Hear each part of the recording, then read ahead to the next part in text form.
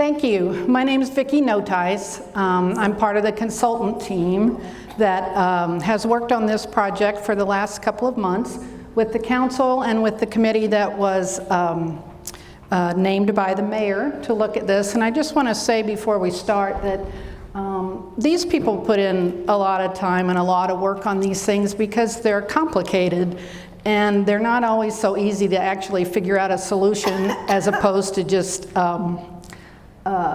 complaining about what is happening. So this committee was actually charged with a specific goal, and that was to figure out the best effective strategy for the future use of this building and the site that it's on. All of you know, I'm sure, that the new community center is opening in about a year, I think June of next year. And all of the activities in this building will shift to those. And so as of June of next year, this building will be vacant. So being strategic about what we're going to do and making sure that the city's spending money wisely and has a strong and effective plan that people have worked on and seen all the details to is important. I'm just going to do a quick recap of what we did in the last public meeting, which was the end of April. Lots of you, I think, were here, and then it was also, I think, on the website, where we were sharing the information about the project itself, because it's important for everybody to get on the same page about the data and the information and the facts, and then we can start talking about different ideas and what to do about them. But to summarize some of that is that there really are some challenges and complications about this site. One is the physical situation between the three sections of the building, two of which are additions to the original 1911 one. There are financial considerations because no matter what you do, just like at home, no matter what you do, everything costs twice as much as you were hoping it would. That's going to make me dizzy. If I fall over, just pull me back up. And there are some market constraints that we have looked at, as well as some others, about what's feasible at this point in time, or next year, or maybe even in 5 years. And a lot of people, it's understandable to say, I wish we had a coffee shop because it would be cool by the trail, and I wish we had this and that. And those are all great ideas. They don't always work with the private sector in terms of what they want, in terms of timing, in terms of cost, and what they can charge for rent. So we're trying to move all of this around in a big math problem and a jigsaw puzzle at the same time. So what we're trying to do is find the most creative and smart use of the property so that the city's prepared next year. You're all familiar with this site. We have the north is always up on these maps. And so the site is outlined in yellow. The other one in yellow is where the city's property is for the marketplace.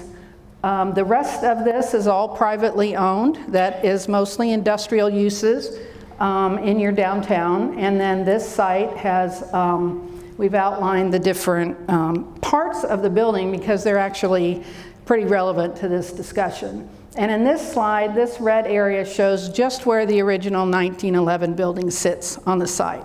So that's how big it is compared to its additions, which are larger.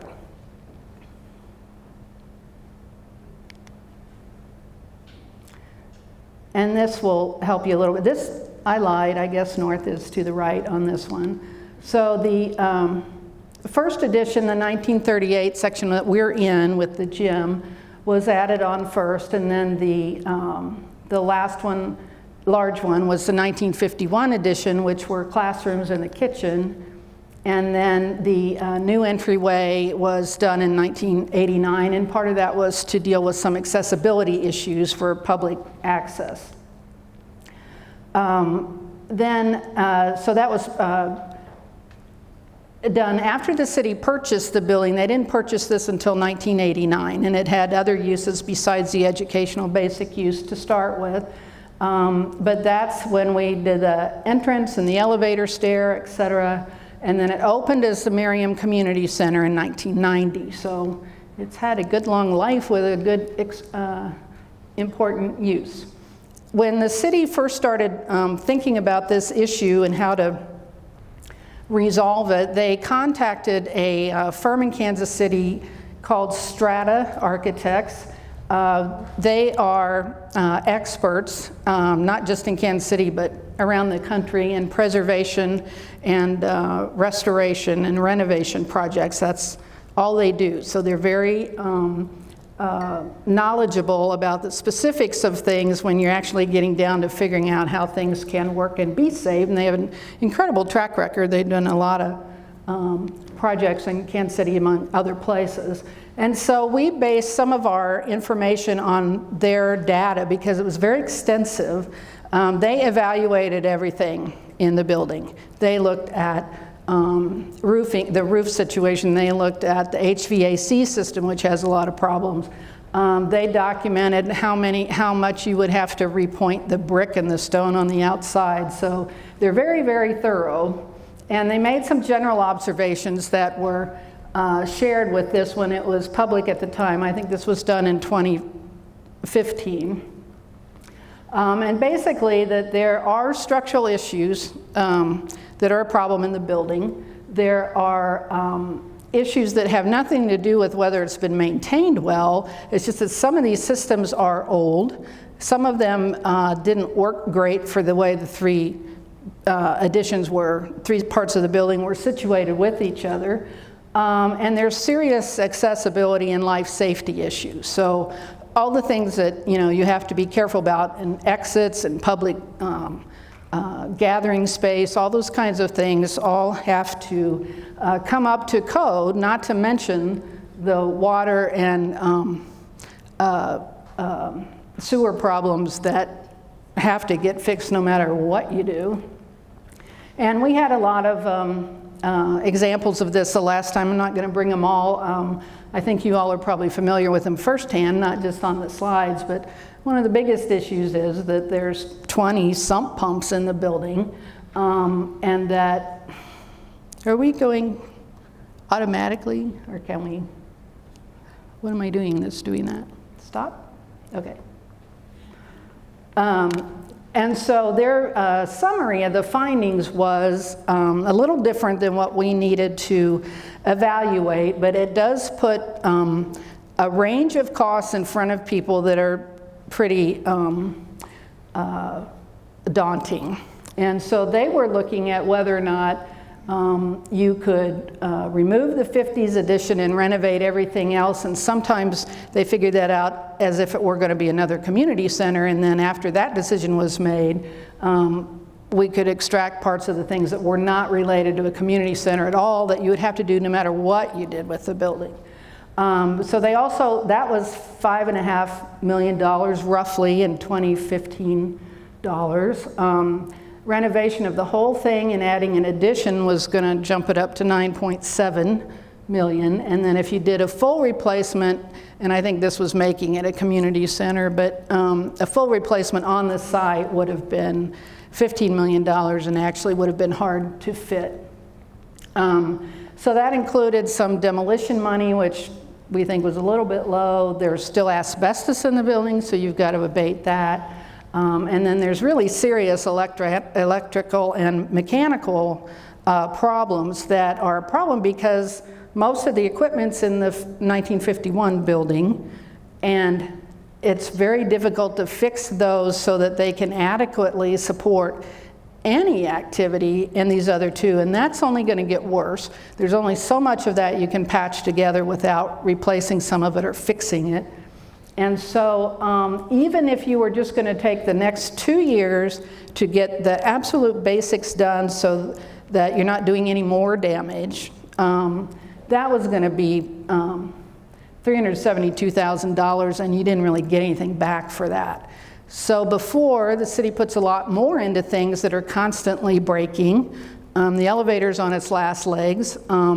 There's only so much you can do to keep fixing those without doing a new one, but when that bill comes due, you need to know whether you want to spend the money to repair it once again if you're not going to use it, in the future, but if you're going to use the building, you have to have the elevator for accessibility. So this kind of constant shuffling around of trying to figure out a long-term strategy for this has been complicated for the city and the city staff to figure out. So one of the things I did in the strata report was just list and went through and evaluated everything that might have to get done in order to just keep the building the way it is for 2 years and not create more damage. And we can get down in the weeds if you want, or I can come back to this later, but basically it's a lot of stuff that ends up costing about almost $400,000. So the big question for the committee and the city was, well, okay, what do? We have to figure this out somehow. So we had basically 5 steps that the committee established to go through. We wanted to collect all the ideas for reuse of the building, if at all possible.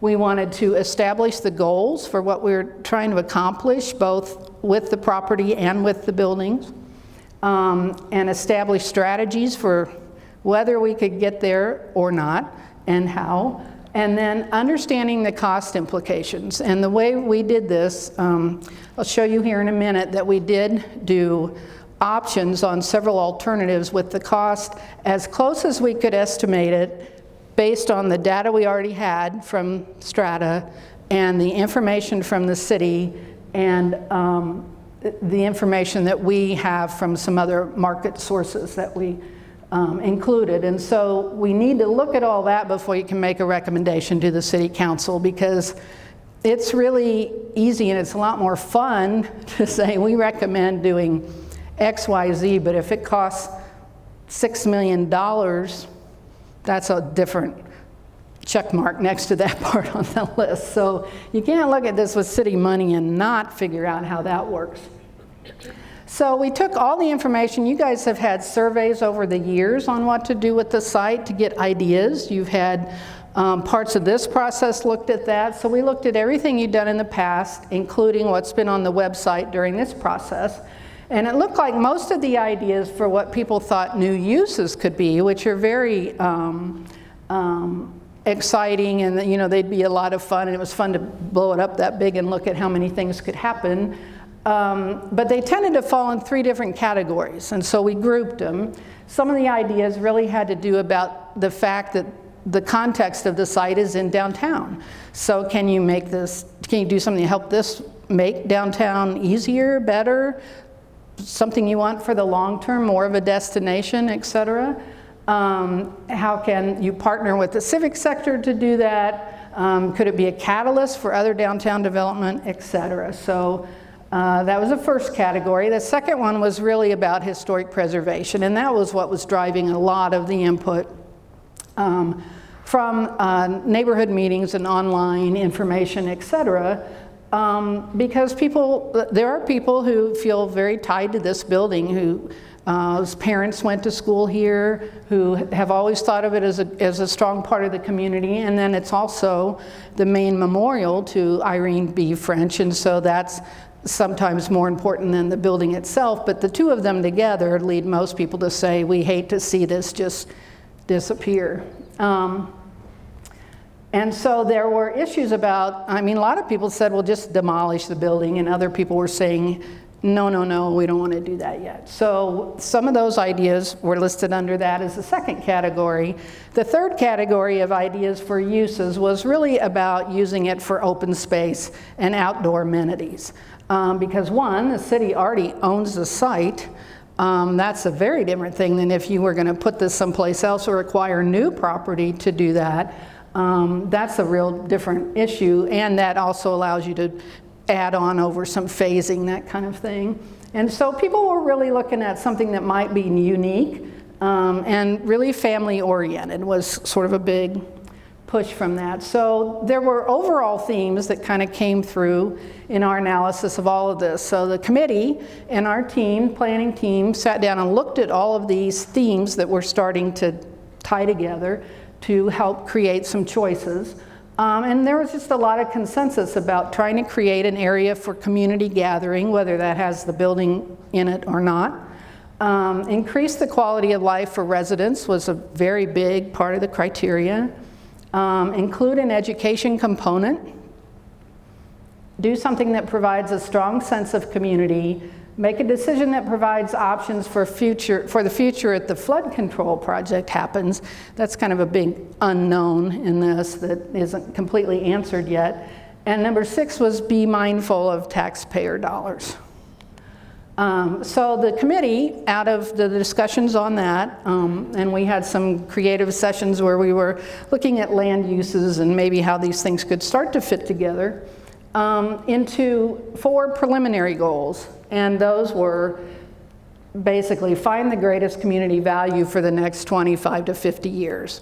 Make it a long-term decision, because nothing happens overnight, and this might have to take place over several councils and maybe even staff. Minimize the cost and maximize the revenue was an important part for the committee on most of this. And there was a lot of consensus for the city to keep the property as an asset, that it didn't make a lot of sense to sell it. It might seem like it would to start out because you get a windfall right away, but that's all you get. And one of the problems with either municipal buildings, sometimes school districts, et cetera, is that when they don't need it anymore and there is no use identified for this building that the city needs, that if you sell it to a developer, et cetera, but they can't make something work and it goes upside down and then it sits vacant and causes problems and is much more worse than you would expect. But people still think the city owns it, and people think the city should be doing something about it, when in fact you've transferred that to private property and you don't have a lot of things you can do when that happens. So to protect this as an asset, especially with the site across the street that you've invested in for the marketplace, just didn't make any sense for people for what the land was probably valued at. And then the last goal is to make the decision now. We can postpone this, we can keep all the ideas on the table, we can keep having discussions about the money, but you're going to end up in the same discussion later. So just make the decision now while we have community interest, and the mayor and the council are interested in what the community thinks, and let's get this taken care of. So that was mainly the steering committee's job. And as I said, these things are not easy to be on. There's a lot of compromise, there's a lot of homework. They are doing they're probably the most informed group in the community about what this is all based on. And hopefully those of you who've taken the time to come to meetings and answer questionnaires and look online, that you also know more than probably some of your neighbors who are not that plugged in right now. So when they ask you questions, you guys are the good ones to be able to answer those. Okay, so to get to those goals, we identified some preliminary strategies, and that was basically related to the goals that I went through. Create a downtown catalyst, because that's where the site is. If you're not going to sell the site, then you have a site in downtown. Create active and distinct public open space, regardless of what happens with the building. And preserve as much as possible or feasible with the 1911 building. Okay, then the committee broke into groups where they started looking at this in more detail, looked at what other cities have done, looked at ways things could work that sometimes cost more money and sometimes don't cost more money, and all of those options were dealt with in a workshop that we did. And then we came to the public last time, I think it was the end of April, to get broader community input on those same issues. So we had some boards up on the wall that had images of some places that other cities have done some neat things, some of them around the Kansas City metro area and some of them in other places. And then we had groups where you guys sat down at the tables and built some scenarios of what could work if you did this and then you did this. And so we asked people to vote on the images, which you did, with your red and green dots on things you liked and things you didn't. Basically to look at the character for the space. So if you liked really contemporary stuff and you voted for that, great. If you like more traditional kinds of like street furniture and uses and that kind of thing, you had a way to note that so the committee could look at it. And then we did the survey cards where you were able to be much more specific about things you thought were important. So this is an example of how we tallied up your green and red dots. These are like examples of like a nature play area, the startup business space, etc. So these dots show how many green dots, like the community gathering space got 18 green dots, not for it to look like that, but to give people a sense of what that meant so that they could determine whether they thought that was a good idea or not. And that got 2 negative votes. And it's fun to look at these and the red dots because somebody really has to not like something a lot to put a red dot on it. So we kind of pay a lot of attention to that. But it showed how evenly distributed some of it was, and then the committee took a look at that.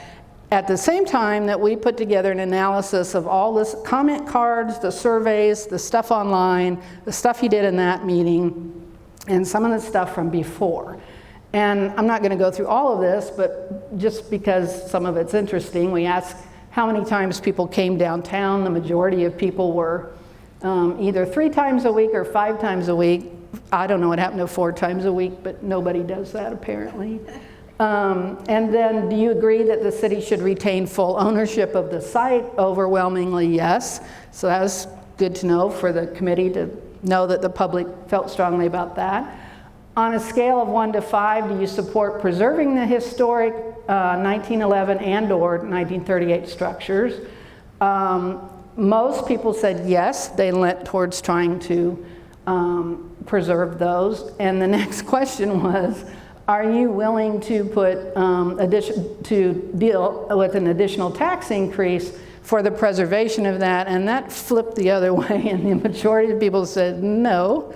So that's the main problem, is everybody wants, that would be very cool, but there is no money to do that, so you have to figure out a way to fund it. And so the city has to include that when they're looking at this. So we also asked people to look at priorities for some of the uses they thought were important and some of those goals. And basically what this means is that we asked people to make uses their number 1 priority or 2 or 3, and like in the middle, create an active and distinct public open space where most people said that was their first priority. And where people thought you should create a downtown catalyst. It wasn't the first priority, but it was a lot of people's second priority. So we're juggling all this information around so that we can figure out the best thing, the smartest thing to do to move forward. So the committee went through all of this data. We talked a lot about the analysis and what it meant, things that maybe we should continue to look at. So they asked us to develop 3 options. They're concepts, they're not final drawings of what this could be, but they were guiding us to come back with some conceptual designs so that they could then weigh what this really meant and move the conversation forward. So the first one, option A, they asked us to look at reusing the buildings. The second one was to look at open space and the 1911 building. And the third one was what happens if it's just empty ground and it's all open space. And so we did a concept for that. So these are the 3. I'm going to qualify them right off the bat. They have amounts of money that are estimated for what it would cost to achieve that. We're not saying that that's a bid. We're not saying that that's necessarily what could happen in 5 years.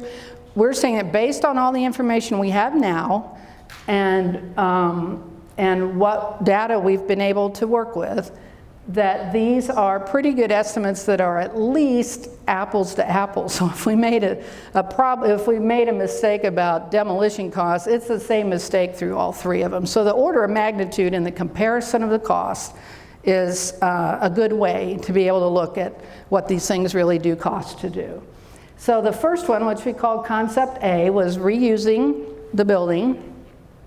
That's the most expensive one, obviously, because there's a lot of work that has to be done in the building, and it doesn't always fit. This building is not always going to fit what some of the ideas are that people wanted to do, like a startup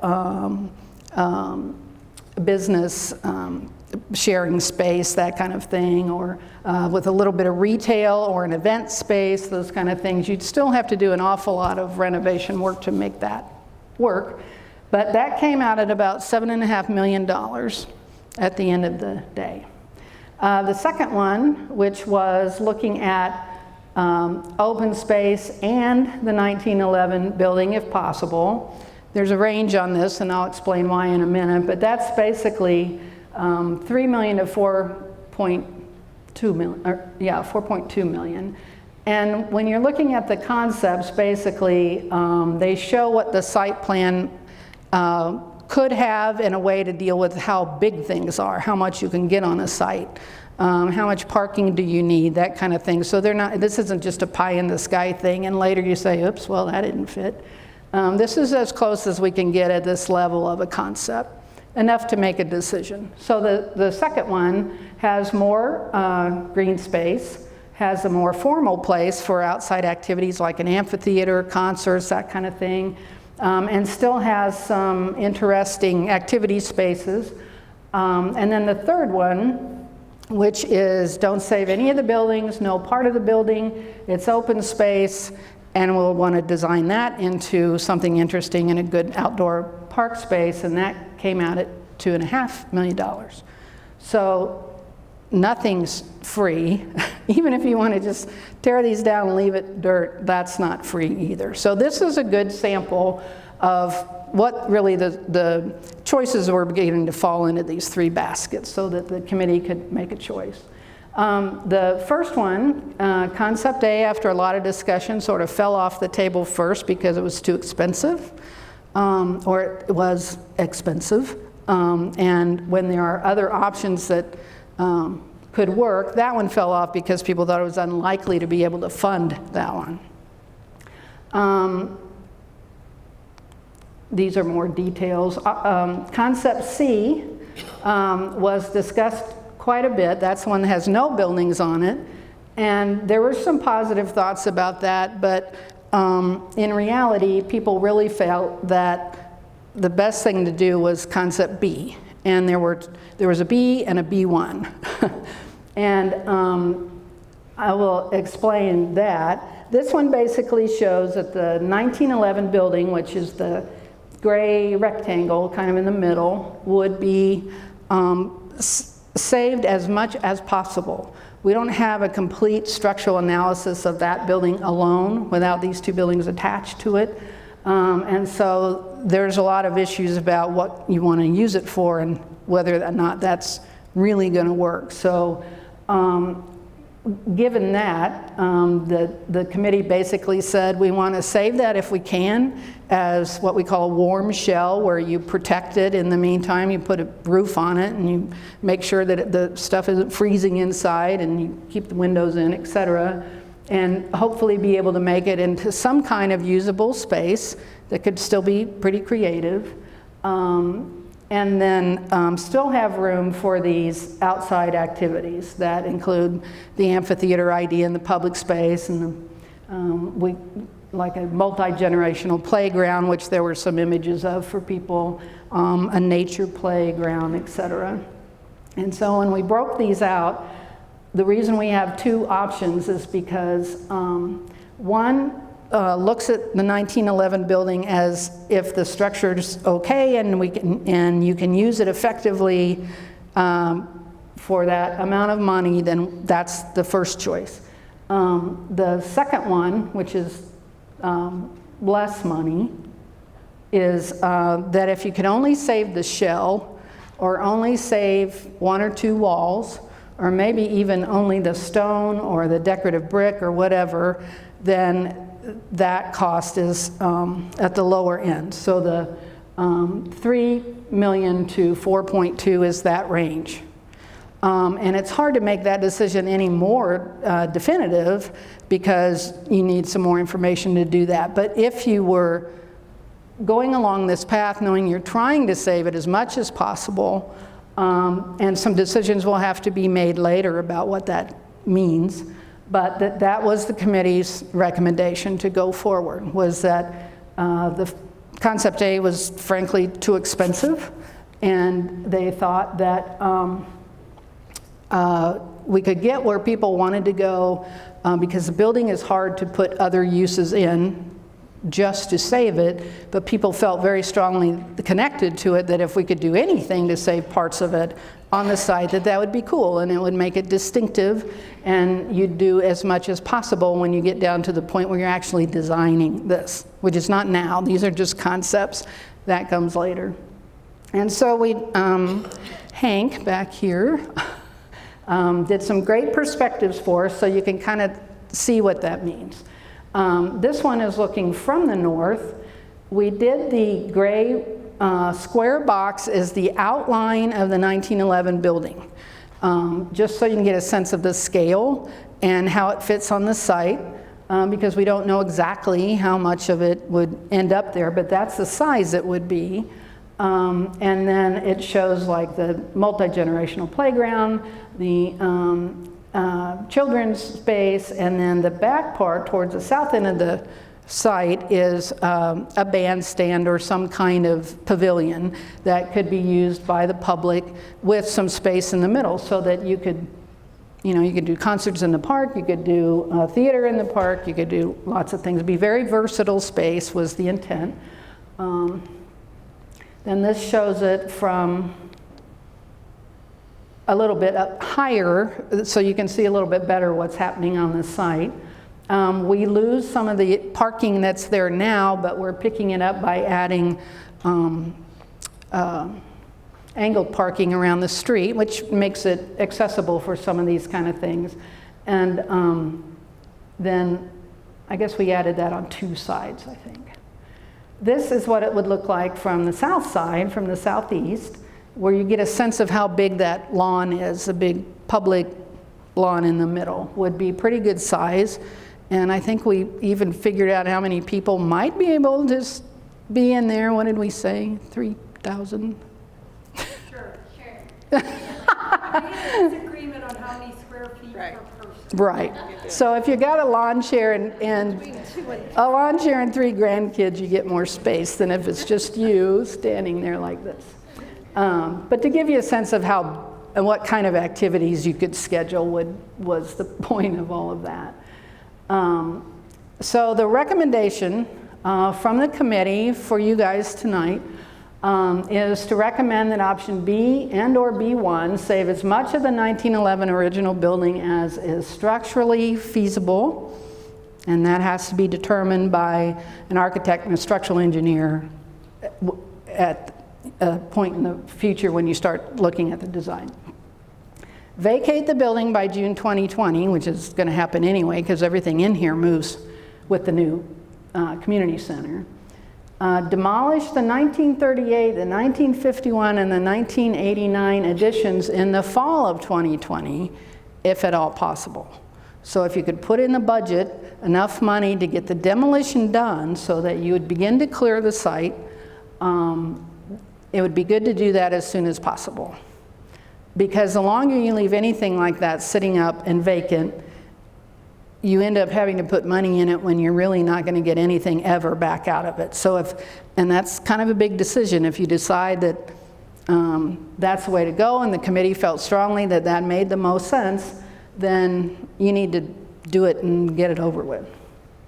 Then proceed to a design phase with consultants who are knowledgeable and experts in both preservation and structural engineering of older buildings. And issues, plus a detailed design of the site and a landscape plan,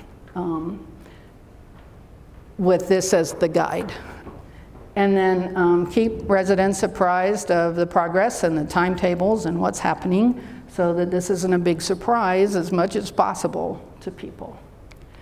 I'm going to leave that back up there. And I'm going to ask the committee, does anybody on the committee want to add anything to this or to the decision-making process? Or not getting a lot of hands up, so I guess I described it okay.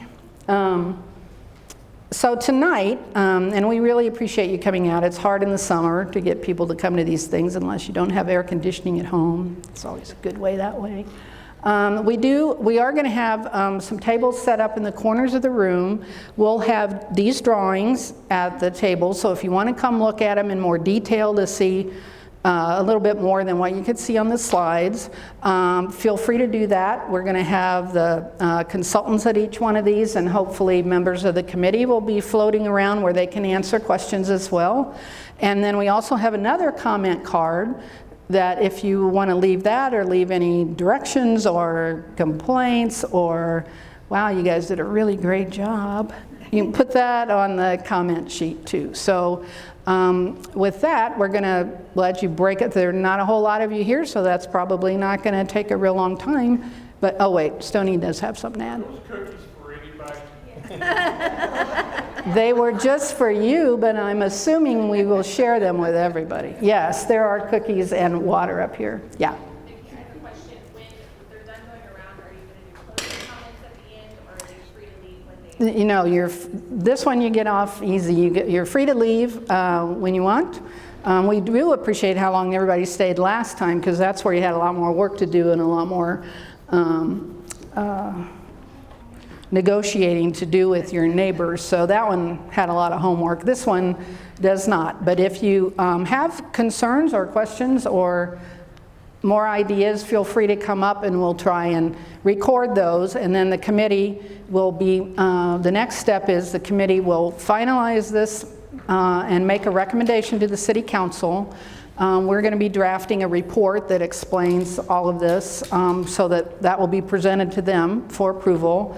And that probably isn't going to happen for a month or maybe more for public notice and for us to finalize it, et cetera. So you can be watching for that, and hopefully you will be able to check in and see when that public hearing is on this, so that I hope those of you who took the time to come to every one of these meetings and did a really great job last time when we were redesigning all the jigsaw pieces, that you would take time, if it's possible, to go to the City Council hearing as well, because we had 2 council people on our committee as ex officio, but the rest of them have not seen this level of detail. So I think anybody who feels like this is a good plan and can come and talk about that with the council, then I'm sure that would be appreciated by them. So with that, I think you ought to give your committee a round of applause, because they did a really good job. And we'll let you off the hook if you want to leave or you want to come to any one of the, we have 3, but we may not need 3, so we'll see. All right, thanks guys.